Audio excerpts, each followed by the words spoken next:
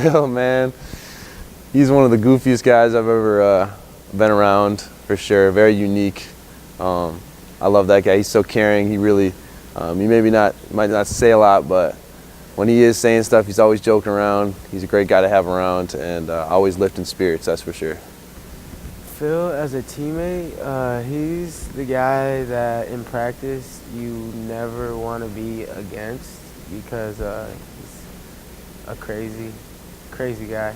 But then off the court, you would never expect that out of him at all. He's the biggest, goofiest. He's just a big old kid, but from like the 1950s because he loves some crazy music. So. Phil as a teammate, he's a unique individual, that's for sure. He's, how would I say it? He's a great guy, loves everybody. He's always got everybody's best interest in mind. But as a teammate, he's one of the smartest basketball players I've ever played with. Phil, I'd say Phil's one word. He's a jolly guy, and he's good to have around because he'll always bring you up. Even though if he's not having the best day, you could see he'll be down a little bit, but he's always there for you. And I live with him too, and he's just one of those guys that, he cares for everyone, and you could tell with his attitude. Yeah, Phil came in as a partial scholarship guy that I thought would help our program down the road. Ended up starting. He's started every game he's played here, I think, or at least 98% of those. So came in, was one of the most improved players I've ever seen from high school senior year to freshman year, and freshman year to sophomore. He really matured, as a basketball player, and has always been off the charts IQ-wise for basketball. He's very smart, knows the other team's plays. He has great antennas defensively, and just kind of knows what's going to happen even before. I can't tell you the number of times he's, as going through a scout, he remembered the team's plays from the year before. He just has very, very high IQ, and that certainly helps him on the floor, but does so much for our team. He's a great offensive player. He's an inside threat. He blocks shots. He rebounds. He's been a great player for us, and certainly I think a all-conference type player here his senior year, and a guy that's very valuable to our team and our success over the last 4 years.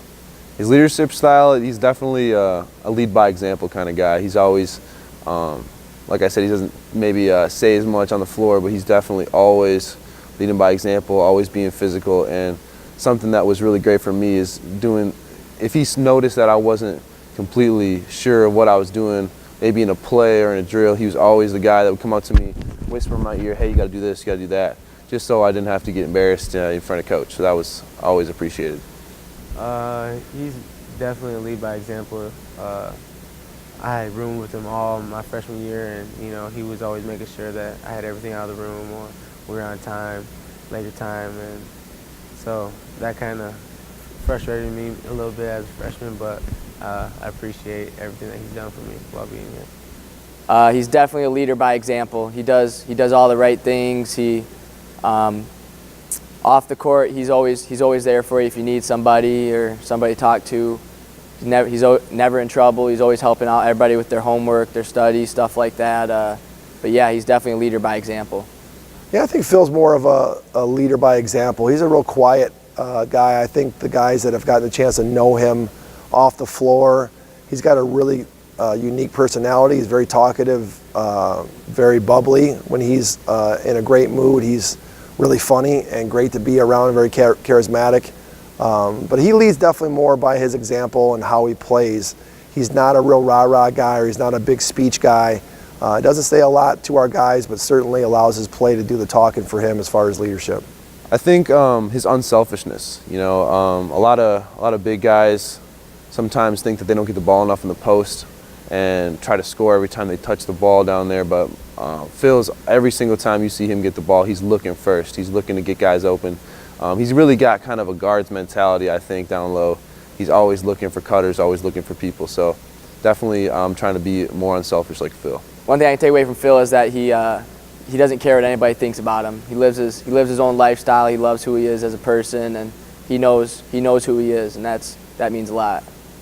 One thing I could take away from Phil is, I'd say his his mindset of knowing what is right, and you know, it'll be Friday night, he'll be in his room doing homework, and you know, it just gives me something to look at and, you know, actually realize that he's got his mind, he's driven, and he knows what to do at the right time.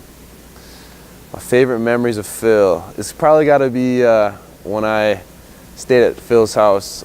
My man, as soon as I walked in, he tells me, "Hey man, do not tell my parents about this girl." I'm like, "All right, Phil, I got your back." So I just thought that was so funny coming from Phil. Man, I always worried about his girls, man. I would say seeing him dance and sing to his crazy music that he likes that I've never ever heard in my whole life. One of my favorite memories about Phil is when every Christmas break it seems like we're always riding with him to basketball practice over Christmas break, and every morning he'd be blaring "Rich Girl" by Hall & Oates, and it's like engraved into my head at this point. So favorite memory I'd say about Phil, there's so many. Definitely watching the Bucks together. I know he's a big Bucks fan, and so am I, being from Wisconsin. And you don't run into a lot of those guys that are as big as a fan as you from someone out of state or something. And it's just really fun watching games together with Phil.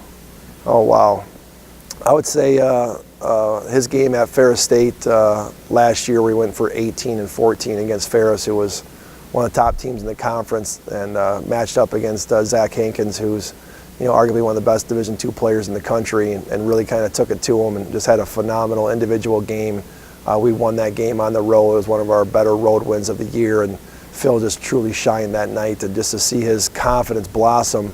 And it started the year before at Ferris as well, where he kind of had a coming out party and then carried that into the game this last year. And from that kind of point forward, he's just been one of the best centers in our conference.